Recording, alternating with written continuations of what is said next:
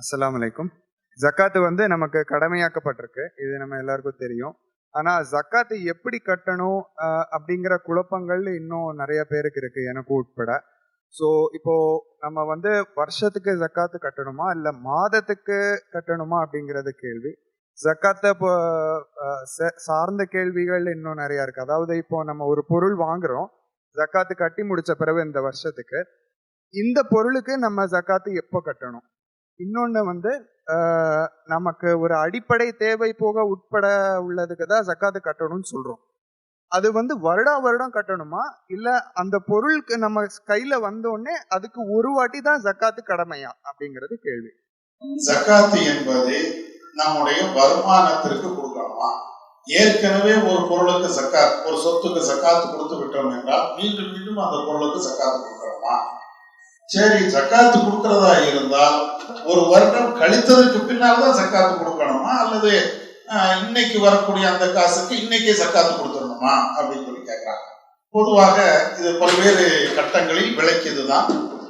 முதல் விஷயம் என்னன்னா, ஜக்காத்து என்பது திரும்ப திரும்ப கொடுக்க வேண்டுமா? ஏன்னா நடைமுறையில் அது இருக்கிறது. எப்படி இருக்கிறது? ஒரு ஆட்டம் 1 கோடி ரூபாய் சொத்து இருக்கிறது. அது வீடாகவோ மனையாகவோ பில்டிங்காகவோ அல்லது நகையாகவோ ஏதோ ஒரு சொத்து இருக்கிறது. நடைமுறையில என்ன வச்சிருக்கிறோம்? அந்த 1 கோடி ரூபாய் சொத்துக்கு வந்து ஒரு வருடம் கழித்ததற்கு பின்னால ஜக்காத்து கொடுக்கணும். 2.5%. அதுல மாற்று கட்டு கிடையாது. 2.5% கொடுக்கணும். இந்த வருஷம் 2.5% கொடுக்கணும். வருடம் 2.5% கொடுக்கணும்.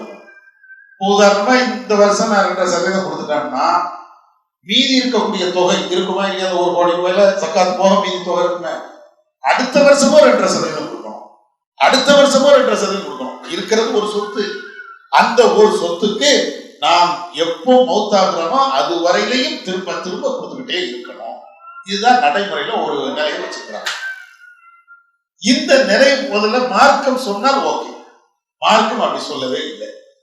எங்கேயாவது ஆதாரபூர்வமான ஹதீஸோ அல்லது குர்ஆனுடைய வசனமோ ஒரு குறிப்பிட்ட ஒரு சொத்துக்கு ஜக்காத்து கொடுக்கப்பட்ட அந்த சொத்துக்கு வருடம் திரும்ப திரும்ப ஜக்காத்து கொடுக்கணும் என்று சொல்வதற்கு ஒரு ஹதீஸ் கூட கிடையாது, ஆயத்தும் இல்லை. இப்ப இந்த 1 கோடி ரூபாய் சொன்னா இல்லையா, இந்த வருஷம் நான் ஜக்காத்து கொடுத்தேன், சரி அடுத்த வருஷமும் அதுக்கு கொடுக்கணும், அடுத்த வருஷமும் அதுக்கு கொடுக்கணும், அதுக்கடுத்த வருஷமும் கொடுக்கணும். நான் உயிரோடு இருக்கும் காலமெல்லாம் அல்லது அந்த சொத்து என் பேர்ல இருக்கும் காலமெல்லாம் என்னிடத்தில் இருக்கும் காலமெல்லாம் கொடுக்கணும். இப்படிங்கிறதுக்கு கொடுக்கப்பட்ட அந்த பொருளுக்கு மீண்டும் மீண்டும் ஜக்காத்து கொடுக்கணும் சொல்லிட்டு ஒரு ஹதீஸ் கூட கிடையாது. சுத்தி விளைச்சி சில ஹதீஸ்களை எல்லாம் சொல்லுவாங்க. அந்த ஹதீஸும் ஆதாரபூர்வமான ஹதீஸானா அதுவும் இல்லை. நேரடியாக இந்த வார்த்தையும் இல்லை. அதே நேரத்தில் மறைமுகமாக சொல்லக்கூடிய சில ஹதீஸ்களை சொல்றாங்க, அதுவும் ஆதாரபூர்வமான ஹதீஸ்ல. அப்ப அந்த ஹதீஸ்ல இந்த மாதிரி எந்த ஆதாரமும் இல்லை. அதனால கொடுத்த பொருளுக்கு மீண்டும் மீண்டும் ஜக்காத்து கொடுக்கணும் அப்படிங்கிறது கட்டாயம் இல்லை. சரி, அப்ப நீங்க என்ன சொல்றீங்க? ஒரு சொத்துக்கு ஒரு தடவை ஜக்காத்து கொடுத்தா போதுமா? சரி, ஒரு சொத்துக்கு ஒரு தடவை ஜக்காத்து கொடுத்தால் போதும் என்றால் அதுக்கு ஆதாரத்தை காட்டுங்க. மீண்டும் மீண்டும் திரும்ப திரும்ப கொடுக்கறதுக்கு ஆதாரம் இல்லை. ஒரு தடவை தான் ஒரு பொருளுக்கு ஜக்காத்து, மீண்டும் கொடுக்க தேவை, அதுக்கு ஆதாரம் காட்டுங்க அப்படின்னா அதுக்கு ஆதாரம் குர்ஆன்ல இருக்கிறது. குர்ஆன்ல உங்களுக்கு தெரிஞ்ச எல்லாரும் சாதாரணமா பயன்படுத்தக்கூடிய ஒரு வசனம். என்ன வசனம்? அகீமுஸ்ஸலா வஆத்து ஸகாத். நீங்க தொழுவுங்க, ஜக்காத்தை கொடுங்க. குர்ஆன்ல எல்லா இடத்திலையும் ஜக்காத்து கொடுங்க, ஜக்காத்து கொடுங்க அப்படின்னு அல்லாஹ் சொல்லக்கூடிய பல்வேறு வசனங்கள். ஜக்காத்தை கொடுங்க என்று சொல்லக்கூடிய இந்த வசனத்துல என்ன விளங்கும்? ஒரு பொருளுக்கு ஒரு தான் ஜக்காத்தா வழங்கும். இப்படித்தான் சாதாரண வழங்கும். அது புரிந்து கொள்வதற்கு ஒரு உதாரணம் சொல்றேன். இப்போ ஒரு ஆள் உங்கள்கிட்ட வார, அவருக்கு 10 ரூபாய் கொடுங்க அப்படின்னு நான் சொல்றேன். நீங்க என்ன வழங்குவீங்க? அதுக்கு நான் வேற எதையுமே சொல்லல, அவருக்கு ஒரு 10 ரூபாய் கொடுங்க, இவ்வளவு மட்டும் தான் சொன்னேன். இப்படி சொன்னால் இந்த வார்த்தைக்கு என்ன அர்த்தம் நீங்க வழங்குவீங்க? டெய்லி 10 ரூபாய் கொடுக்கணும் அப்படின்னு வழங்குவீங்களா? அல்லது வாரம் 10 ரூபாய் கொடுக்கணும் அப்படின்னு வழங்குவீங்களா? அல்லது மாசம் 10 ரூபாய் கொடுக்கணும் அல்லது வருஷத்துக்கு 10 ரூபாய் கொடுக்கணும் அப்படின்னு வழங்குவீங்களா? ஒருக்க கொடுன்னு சொன்னா ஒரு தடவை கொடுத்தா அது ஒரு தடவை சொல்லணும்னு அவசியம் இல்லை. குடு அப்படின்னு சொன்னா என்ன அர்த்தம்? ஒரு தடவைன்னு அர்த்தம். உதாரணத்துக்கு விருந்துக்கு வாங்க அப்படிங்கிறேன், என்ன அர்த்தம்? அது எந்த வக்துன்னு வேணா கேட்டுக்கலாம். எப்ப காலைல வரணுமா, சாயந்தரம் வரணுமா, மத்தியம் அது வேணா கேட்போம். விருந்துக்கு வாங்க ஒரு ஆள் பொதுவா சொன்னா நாளைக்கு ஒருக்க விருந்துப்பாங்க, நாளை கழிச்சு விருந்துக்கு, அடுத்த நாளும் விருந்துக்கு. டெய்லி ஒரு ஆள் நம்ம வீட்டுக்கு விருந்துக்கு வராது. ஏனப்பா டெய்லி வாரியா, நீங்க தானே விருந்து கூப்பிட்டீங்க அப்படின்னா ஏத்துக்கிடுவோமா? அடே விருந்துன்னா ஒருக்க தாண்டா அதுக்கு அர்த்தம். உலகத்துல எல்லாரும் அப்படிதாண்டா புரிவாங்க. நீ டெய்லி வந்தீங்கன்னா என்னால தாக்கு பிடிக்காதுப்பா, விருந்துக்கே வராதுப்பா. அப்ப அந்த வார்த்தை எப்படி புரியணும்? ஒரு ஆணு ஒண்ணு சொன்னால் அது ஒரு தடவை சொல்லணும்னு அவசியம் இல்லை. ஒரு தடவை சொல்லாம இருந்தாலும் அந்த வார்த்தைக்கு ஒரு தடவை எல்லாருமே விளக்கணும். இப்ப இதே மாதிரி அல்லாஹ் வந்து குர்ஆன்ல ஜக்காத்து கொடுன்னா அதான் அர்த்தம். அதை திரும்ப திரும்ப கொடுன்னா அல்லாஹ்வே சொல்லிடுவான். உதாரணத்துக்கு நீங்க பாருங்க, தொழுகை இருக்கு. தொழுகை ஒரு நாளைக்கு என்ன செய்யறோம்? 5 நேரம் தொழுகிறோம். ஒரு நாளைக்கு ஒரு வக்து இல்லை, 5 நேரம் தொழுகிறோம். ஒரு நாளைக்கு மட்டும் 5 நேரம், நாளைக்கு 5, அடுத்த நாள் 5, அடுத்த நாள் 5, ஒவ்வொரு நாளும் 5. ஒரே தொழுகைய ஒவ்வொரு நாளும் தொழுகிறோம். இன்னைக்கு ஒரு, நாளைக்கு ஒரு, அடுத்த நாள் ஒரு தொழுதுட்டே இருக்கும். இது எப்படி ரசூலுல்லாஹ் சொல்றாங்க, குர்ஆன்லயும் அல்லாஹ் சொல்றாங்க. நபி அவர்கள் என்ன சொல்றாங்க? ஃபீ குல்லி யௌமின் 5 மர்ரா, ஒவ்வொரு நாளும் 5 நேரம் தொழுகை உனக்கு கடமைப்பா. அதுதான் திரும்ப திரும்ப சொல்றோம், திரும்ப திரும்ப தொழுகிறோம். இது திரும்ப திரும்ப தொழு என்று ரசூலுல்லாஹ் சொல்றாங்க, அல்லாஹ்வும் சொல்றாங்க. அப்ப இப்படி இருக்கும்போது ஒரு செயலை மீண்டும் மீண்டும் செய்யணும். தெளிவா இருக்கும்ல. ரமலானுக்கெல்லாம் நோன்பு வைக்கிறோம். ஒரு வருஷம் மட்டுமா நோன்பு வைக்கிறோம்? ஒவ்வொரு வருஷமும் நோன்பு வைக்கிறோம். ஏன் அப்படி நோன்பு வைக்கிறோம்? அல்லாஹ் குர்ஆன்ல சொல்றான், ஃபமன் ஷஹித மின்கும் ஷஹ்ர ஃபல்யஸ்முஹு, அந்த ரமலானை உங்களில் யாரெல்லாம் அடைகிறார்களோ அவர்கள் நோன்பு நோக்க வேண்டும். இந்த வருஷம் ரமலான் அடைஞ்சனா நோன்பு வைப்பேன், அடுத்த வருஷம் ரமலான் அடைஞ்சனா நோன்பு வைப்பேன், அதுக்கு அடுத்த வருஷம் ரமலான் அடைகிறனா நோன்பு வைப்பேன்.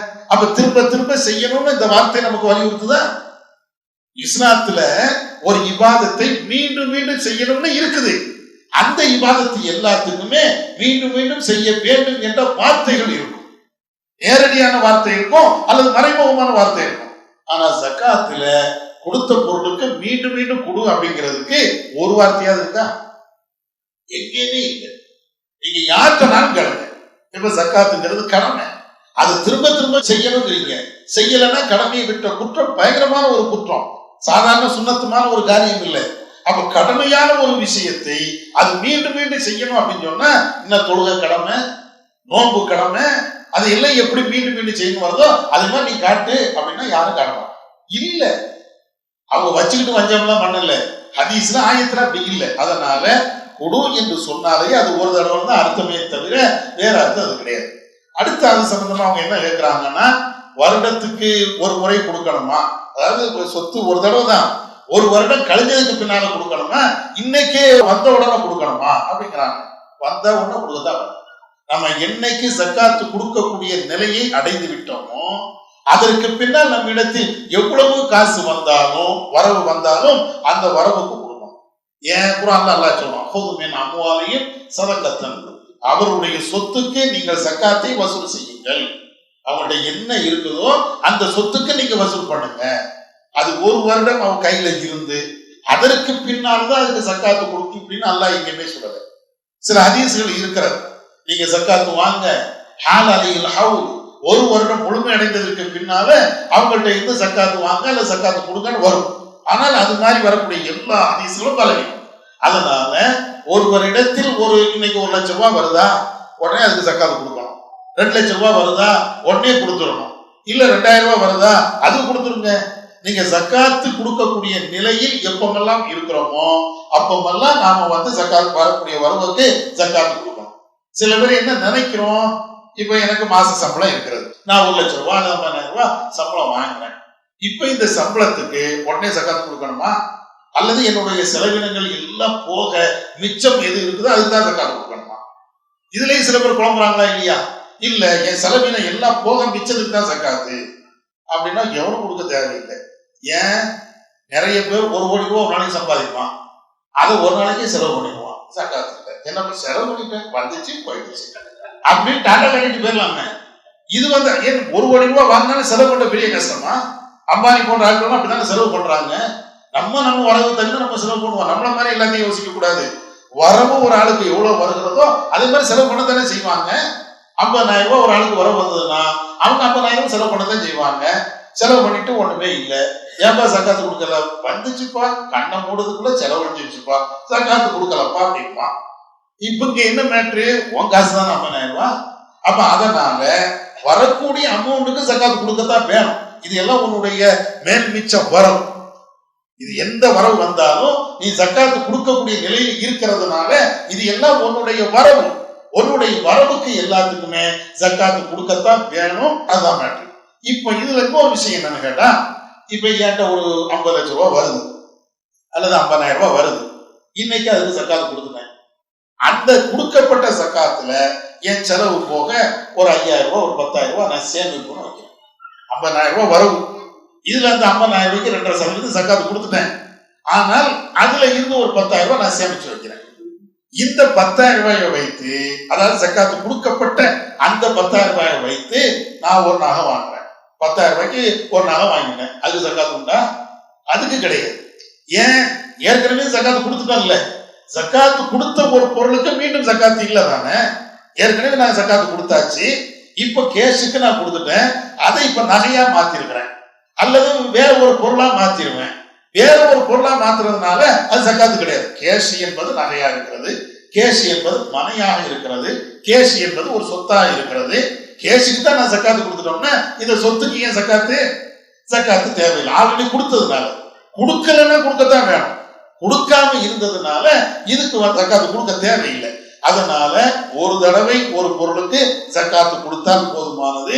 அதற்கு மேல் வரக்கூடிய எந்த வரவா இருந்தாலும் அந்த வரவுகளுக்கும் நாம ஜக்காத்து கொடுத்துட்டு தான் இருக்கணும். நம்மளுக்கு எப்பமெல்லாம் வரவு வருகிறதோ அதுக்கெல்லாம் ஜக்காத்து கொடுத்துட்டு தான் இருக்கணும்.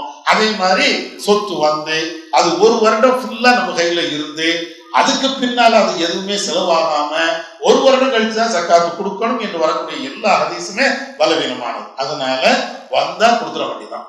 ஜக்காத்துக்குன்னு நமக்கு என்னென்ன வரவு இருக்கிறதோ வந்தோம்னா கையில கொடுத்துட்டு போயிட வேண்டியதான். இன்னும் சொல்ல போனால் அதுதான் எளிமையானது.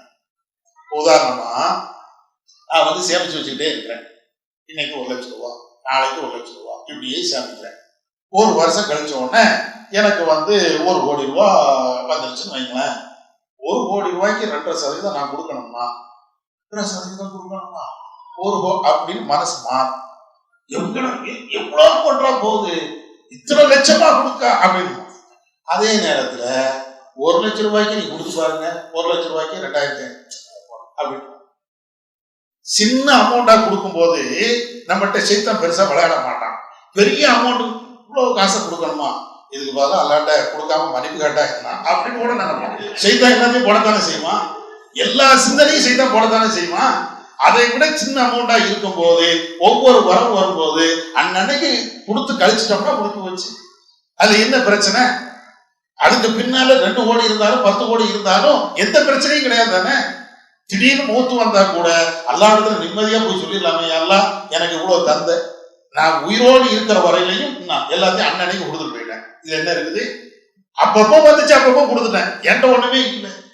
அப்ப அதனால பெரிய அமௌண்ட் வரும்போது அதனால் மவுத்து வந்தா கூட யோசிங்க, நாளைக்கு கொடுக்கலாம், நாளைக்கு கொடுக்கலாம், இன்னொரு நாளைக்கு கொடுக்கலாம், இப்படி தள்ளிட்டே போனீங்க.